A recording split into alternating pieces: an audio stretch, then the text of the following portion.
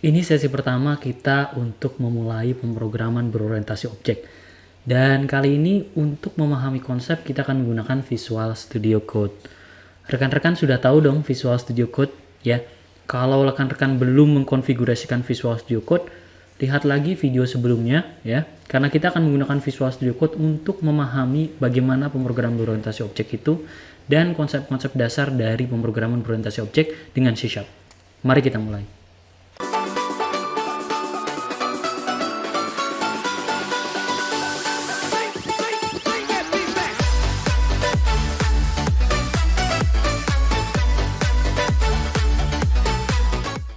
Oke rekan-rekan, di sini saya sudah membuat satu folder dengan nama modul 1 dasar C#. Saya buka foldernya, kemudian saya select folder. Maka Visual Studio akan membuka folder tersebut. Saya akan pilih Trust Author. Ya. Maka di sini saya sudah memiliki satu buah folder, ya, satu buah folder. Dan kali ini kita akan membuat satu project console berbasis C#. Baik rekan-rekan, di sini saya sudah masuk ke Visual Studio. Ya. Saya membuka terminal di sini dengan New Terminal. Kemudian di sini saya akan mengetikkan .NET New Console. Ini akan membuat sebuah project template ya. Kemudian di sini akan dibuatkan sebuah project restore succeeded ya. Rekan-rekan bisa melihat itu. Dan kita bisa jalankan dengan run start debugging. Kita akan memilih .NET 5 Plus dan .NET Core.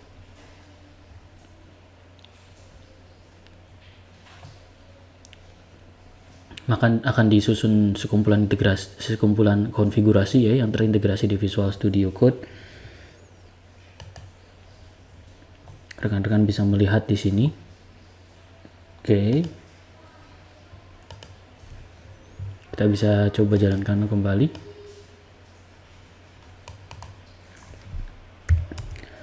Ya, beberapa kali mungkin teman-teman harus mengaktifkan beberapa konfigurasi yang belum ada gitu ya. Saya akan coba start debugging kembali. Ya, di sini kita sudah bisa start kembali, kemudian oke. Rekan-rekan bisa melihat keluarannya adalah hello world ya. Dan artinya kode kita sudah berjalan dengan benar dan bisa dilancurkan. Oke. Kalau teman-teman perhatikan di sini cuma ada console.readline dalam kurung hello world. Dalam hal ini adalah template terkini di .NET 6.0. Kalau teman-teman pernah baca tutorial sebelum .NET 6.0 itu kodenya lengkap banget. Dan di sini kita akan buat sebuah kelas baru. Kita akan klik kanan. Kemudian kita add new C# class. Kemudian saya buat sebuah kelas. Taruhlah saya membuat kelas dengan nama mobil. Kemudian saya tekan enter. Maka di sini saya sudah memiliki sebuah kelas dengan nama car dengan namespace modul 1 dasar C#. Dan yang satunya lagi menggunakan system. Kita akan jelaskan komponen-komponen ini apa saja. Kalau kita lihat dari atas ada kata-kata using. Using ini kita bisa definisikan sebagai sebuah referensi. Artinya kelas ini menggunakan referensi pustaka dari sebuah API yang namanya system.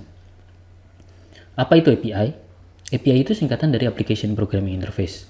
Rekan-rekan bisa bayangkan sebuah kode yang kita pakai ulang. Berulang. Daripada kita buat kode baru, kita bisa melakukan referensi dari kode yang lama. Nah, .NET sendiri punya sekumpulan API yang bisa kita pakai. Mulai dari manipulasi string, perhitungan, sampai yang lain. Dan itu bisa kita lakukan dengan menggunakan kata kunci using. Contohnya misalnya, kita hendak menggunakan fitur untuk collection atau kumpulan nilai. Kita bisa menggunakan using system.collection. Nah, kemudian setelah itu ada yang namanya namespace. Namespace bisa dibayangkan satu komplek, yang mana kompleks tersebut memiliki sekumpulan banyak kelas. Kalau rekan-rekan sulit membayangkan kompleks, bayangkan saja seperti sebuah wadah. Namespace itu wadah yang bisa kita isi kelas. Jadi kalau kita tulis namespace modul 1 dasar C#, maka di dalam namespace ini, di dalam wadah ini terdapat banyak kelas. Entah itu kelas car, kelas motorcycle, atau kelas yang lain. Jadi dia seperti logika untuk menyimpan sekumpulan kelas. Kalau namespace adalah sebuah baki, maka kelas ini adalah sebuah cetakan yang dimasukkan ke baki. Cetakan tersebut bisa kita isi dengan adonan. Pada konsep pemrograman berorientasi objek, kelas ini adalah menjadi inti bagaimana sebuah objek itu dibuat. Cetakan dengan nama car ini adalah sebuah inti bagaimana sebuah objek akan dibuat. Jadi rekan-rekan bisa bayangkan kelas ini akan digunakan untuk menghasilkan sekumpulan objek, seperti layaknya konsep penciptaan sebuah objek. Jadi konsep pemrograman berorientasi objek adalah memikirkan bahwa semua pendekatan pemrograman yang ada di pendekatan ini adalah semuanya berbasis objek. Dan dasar utamanya adalah sebuah kelas. Jadi kalau kita punya kelas car, artinya kita bisa membuat sekumpulan objek yang basisnya cetakan kelas car. Dan biasanya sebuah kelas ini memiliki yang kita sebut dengan variabel. Contohnya, sebuah mobil kita bisa mengatakan dia memiliki model apa. Ya, model apa. Oke. Kemudian kita bisa tahu dia memiliki brand apa. Ya. Dan kemudian kita bisa tambahkan dia ukuran mesinnya berapa gitu ya.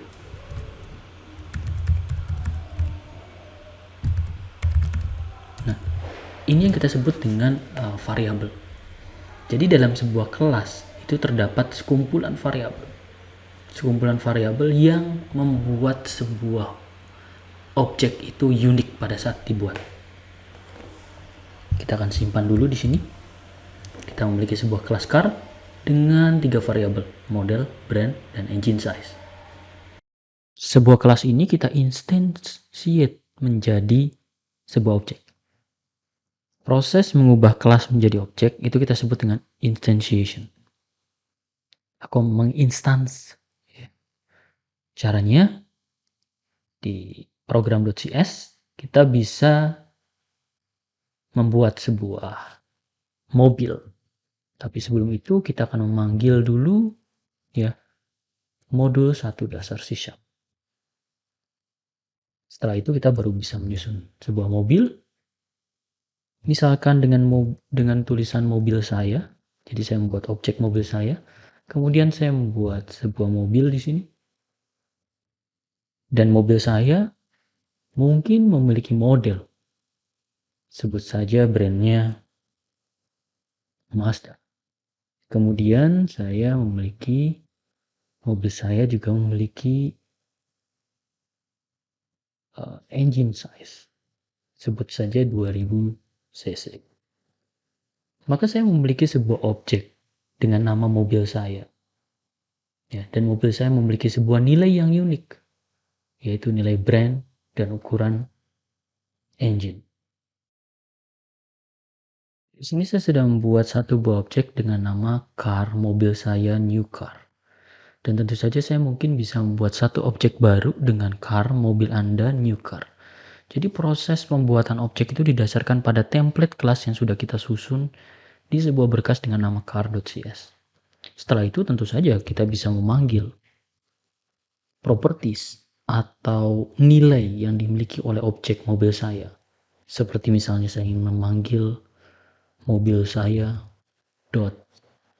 .brand. Kemudian kita bisa memanggil mobil saya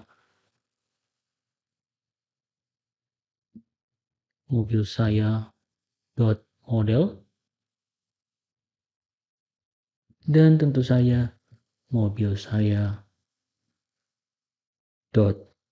.engine size.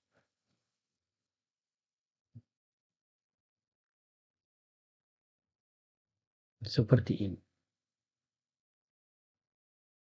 Kita bisa mengambil nilainya kemudian menampilkannya. Console WriteLine adalah sebuah API atau pustaka dari sebuah kelas konsol yang memiliki metode dengan nama WriteLine untuk menampilkan sesuatu di layar. Kita coba mengesave-nya di sini. Dan kemudian kita mencoba menjalankannya di terminal. Kita start debugging.